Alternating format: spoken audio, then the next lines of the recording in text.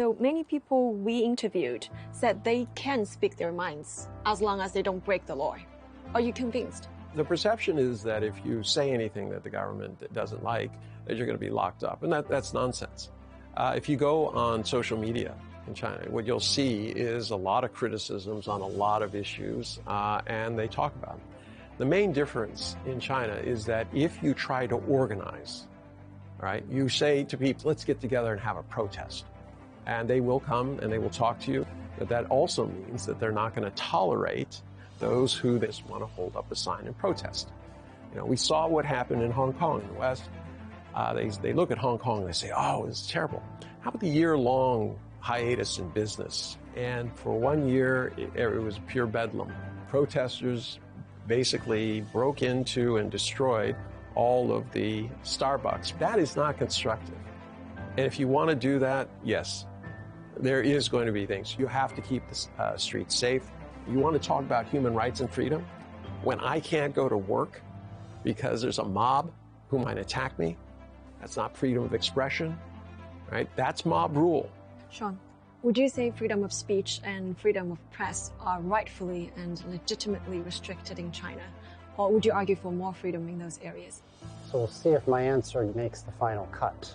I think it's clear that individuals in China are smart, and there's a lot of very vibrant discourse, criticism, support for various policies, various government officials. So I think on the micro level, there's definitely freedom of speech. But there's two other parts of this, right, that we have to look at. The first is the Great Firewall and access to the internet, right? Chinese netizens don't have access to media sites, Facebook, Twitter. Why do you think Twitter, Facebook, YouTube, and some other websites are blocked in China? I understand why the government doesn't want to have Twitter and Facebook and these social media sites that are unwilling to follow the laws of China. I believe in freedom of speech, but there are limits to freedom of speech. It would be great if the government did a rethink on the Great Firewall. No, I disagree. From this perspective, the internet in the last 20 years has become a weaponized. When you start saying about freedom of speech, what do you think about somebody who can create 20,000 bots? I mean, automated accounts spewing the same garbage, right? How's that freedom of speech? Where I multiply my particular views because I can, because the internet allows that, right? Is that good? I would love it if we had a free internet, but you cannot ignore the danger. China's government has done a great job in China. So I would recommend that there be a major reform, even more important than the Great Firewall, but the media. I do agree. China has a great story, and they have not been very good at telling it. But it's very, very difficult to just say, oh, just open things up and everything will be fine.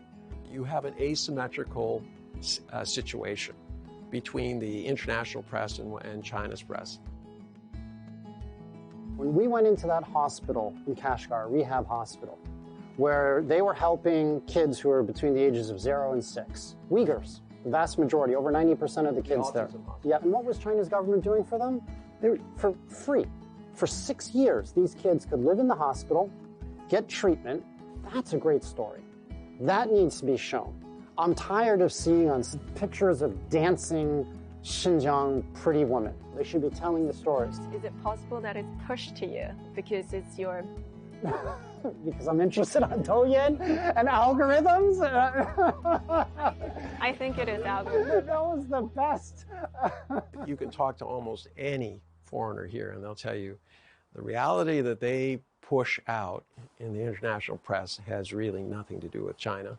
And it's just, it seems kind of sour grapes. So I can understand why the government is, hesitant to allow that. Different studies have put confidence in the central governments at between 78 and 95%.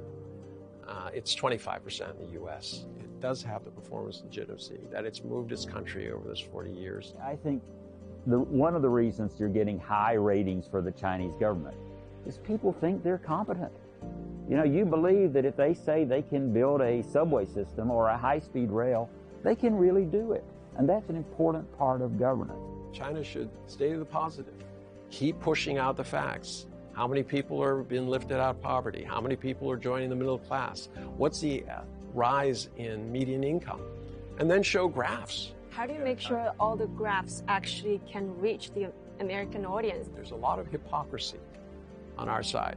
We're paying, according to their Herald, to a Zimbabwe Herald, we're paying $1,000 US for negative stories on China. You know, the U.S. government has allocated $300 million US a year to implant stories that are negative against China's One Belt, One Road. It shows the lengths in which you're pushing an international disinformation campaign that's aimed directly at China.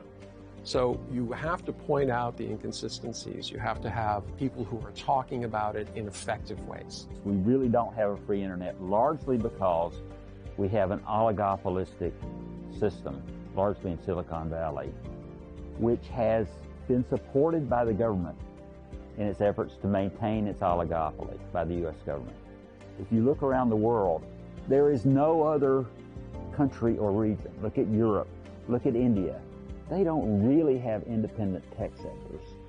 China developed an independent tech sector because it wasn't overwhelmed by the already established monopolies coming out of Silicon Valley. I would break up those monopolies, but that's not in China's power. So maybe the next best thing is to limit the ability of those monopolies to interfere in Chinese or any other country's affairs.